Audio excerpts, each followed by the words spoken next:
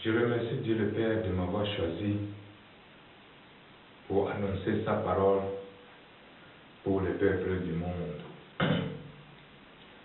Adresser sa parole aux populations du Japon. Voici la colère de Dieu sur le Japon. À qui voulez-vous comparer Dieu? À quelle image le confronter? Une idole à vos dieux Shinto ou Bouddha? Vous devez savoir que vous ne pouvez pas comparer le Dieu vivant, le créateur de l'univers, avec vos propres dieux. Voici la grandeur et la sagesse du Maître de l'univers. Nous lisons dans Ésaïe 40, versets 15 et 17. Devant le Seigneur, les nations ne comptent pas plus qu'une goutte d'eau qui tombe d'un seau, ou qu'un grain de sable dans le plateau d'une balance. Les populations lointaines ne pèsent pas plus qu'un peu de poussière. Les nations tout ensemble ne font pas le poids devant lui. Elles comptent pour moins que rien. Vous, population du Japon, vous devez savoir que Dieu est incomparable. Nous lisons dans Ésaïe 40, verset 21, 22, 23, 25 et 26. Ne le savez-vous pas?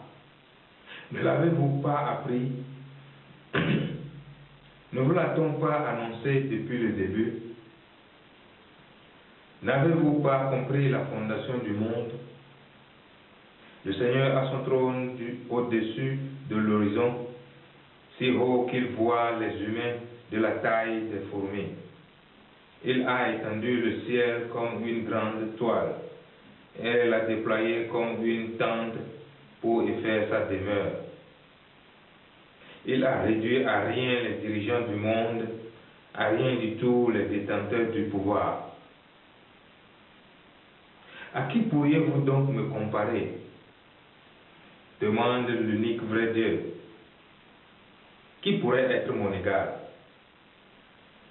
Regardez le ciel, là-haut, qui a créé les étoiles, qui les fait sortir au complet comme une armée à la parade. Il les embauche toutes par leur nom. Sa force est si grande et son pouvoir est tel qu'aucune ne manque à la paix. Le Dieu vivant face aux idoles.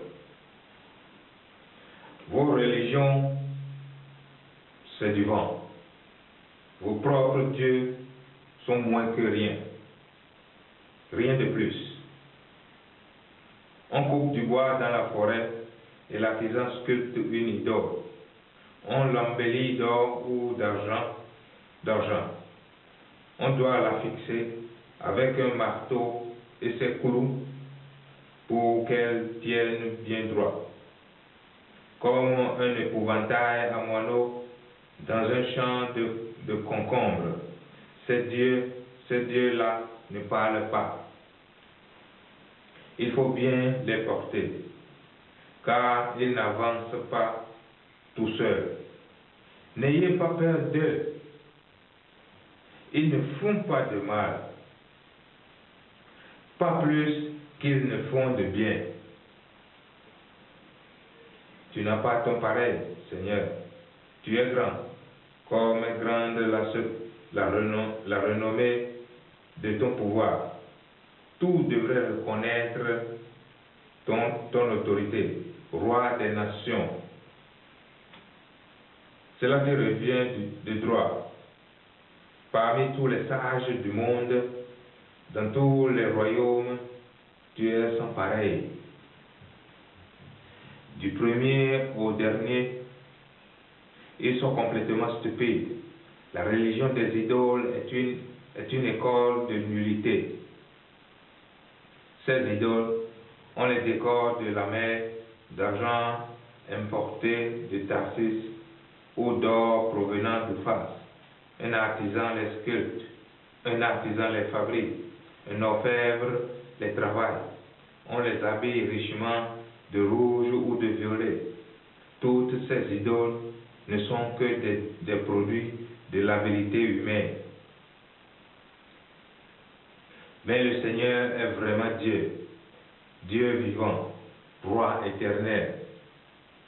Quand il est irrité, la terre tremble. Les nations sont impuissantes devant sa colère. Voici ce qu'il faut leur dire.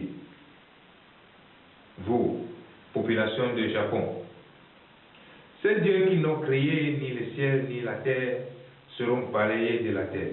Il n'y aura plus de place pour eux sous le ciel. Le Seigneur a montré sa force en créant la terre.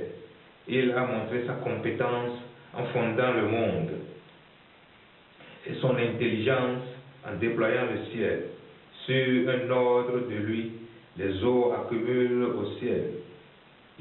Les gros nuages montent à l'horizon, les éclairs déclenchent la pluie, les vents sortent de ses réserves. Tout le monde reste là, stupide, sans comprendre. Ceux qui ont moulé leurs idoles sont trop honteux de les avoir faites, car leurs statuettes font illusion. Elles n'ont aucun souffle de vie. C'est du vent. Une œuvre ridicule. Tout cela sera balayé. Oui, tout cela sera balayé quand le Seigneur interviendra.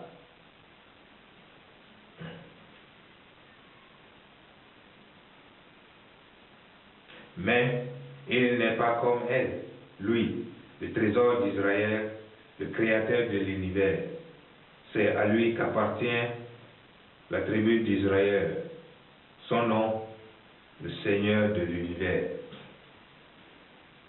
Population lointaine, population du Japon.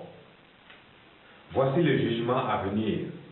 Nous lisons dans Ésaïe 65, versets 1 à 7. J'offre ma réponse, mais on ne me demande rien. Je suis disponible, dit le Seigneur, mais on ne me consulte pas. J'ai annoncé, me voici, j'arrive, mais à une nation qui ne s'adressait pas à moi. J'ai constamment tendu les mains à des gens qui n'en voulaient pas, qui suivaient un mauvais chemin et n'en faisaient qu'à leur tête. C'est un peuple qui me provoque ouvertement et constamment. Dans leur jardin sacré, ils font des sacrifices et brûlent sur des autels de briques du parfum pour les faux dieux. Ils s'asseyent dans les tombeaux, ils séjournent dans des caveaux, ils mangent de la viande du porc et mettent dans leur plat des nourritures impures. Ils disent à ceux qu'ils rencontrent, reste à distance, ne me touche pas, tu ne peux m'approcher sans danger. Quand je vois ces pratiques, dit le Seigneur, la colère me prend et ne cesse de me brûler. Mais j'ai pris note de leur conduite et je ne me tairai pas sans leur avoir réglé leur compte, et même copieusement. Moi, le Seigneur, je le déclare. Je compte en même temps leurs crimes et ceux de leurs ancêtres. Ceux-ci déjà brûlaient du parfum pour les faux dieux sur les montagnes. Ils me provoquaient sur les collines. Ainsi je ferai bonne mesure pour leurs anciennes conduites, bonne et copieuse mesure. Voici le point menaçant du Seigneur. Nous lisons dans Ésaïe 5, vers 25 à 26. C'est pourquoi le Seigneur fit éclater son indignation contre ce peuple. Il l'a menacé du poing et l'a frappé. Les montagnes en ont tremblé Les cadavres des victimes restent sur place dans les rues comme des ordures. Je répète, les cadavres des victimes restent sur place dans les rues comme des ordures. Mais la colère du Seigneur ne cesse pas pour autant et son poing reste menaçant. Le Seigneur dresse un signal pour des nations lointaines, il siffle pour faire venir cet peuple depuis le bout du monde. La voilà qui se hâte à arriver et arrive au plus vite.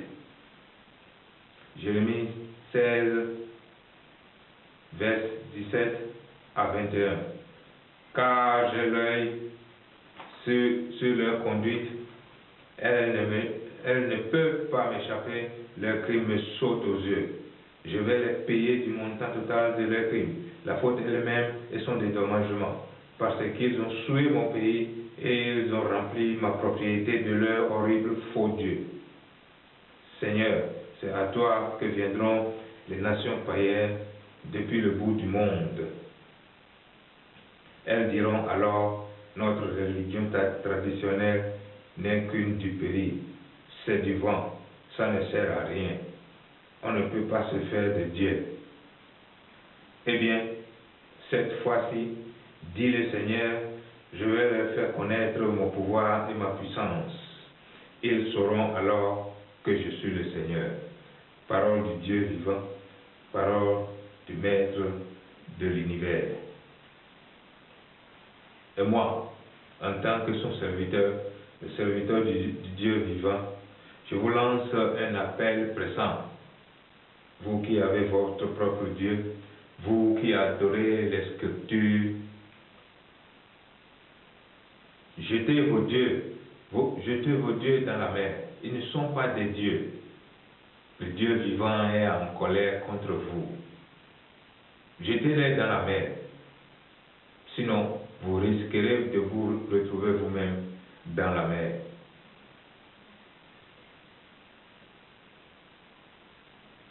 Oui, moi, serviteur du Dieu le Père, ouvrier du Seigneur Jésus-Christ,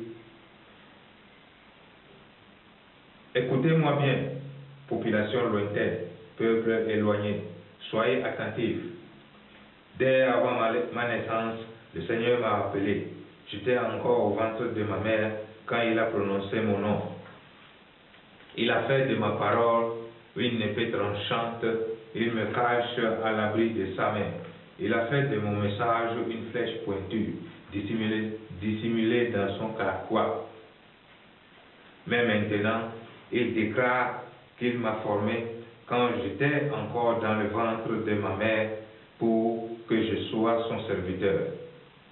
Il veut que je ramène à lui les descendants de Jacob, que je rassemble près de lui les peuples d'Israël.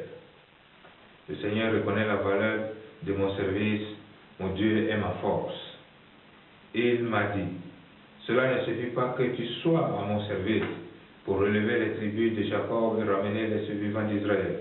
Je fais de toi la lumière des nations pour que mon salut s'étende jusqu'au bout du monde.